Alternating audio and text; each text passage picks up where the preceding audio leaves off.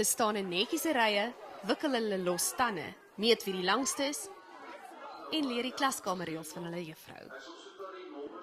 En as jy die dag nie lekker voel nie, of jy is hartseer, of jy soms net sommer kwaad vir die dag, dan haal jy daai klippie uit en jy vraag en jy sê, ek is spesiaal, ek is kosbaar en juffrou Janet is baie lief vir my. Dit is die eerste ding wat die graad 1s in Janet Harold se klas geleer het. Was jy vanoggend hartseer geweest vir jou skooltoeskool? Hier is ook toekomstige dokters, juffrouens en stoeiers.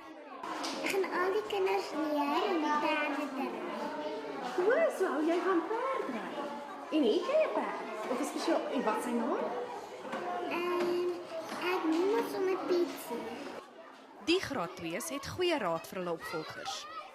Dat hulle vir hulle juffrouens moet luister en dat hulle nie stout is nie. Ek sal vir hulle raad gee om nie te huil nie, want hulle moet weet hulle is veilig hier by skool en hulle moet weet hulle het wonderlike juffrouens hier by Laerskool Florida. En diegene wat bietjie broos gevoel het, is gou deur die inhoud van hulle kosblikke getroos. Die eetgoed is in 'n japtrap verorder. Rolletjies, koekies en koeron.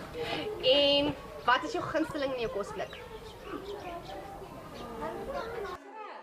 Tog het 'n paar wel ander voorkeure gehad.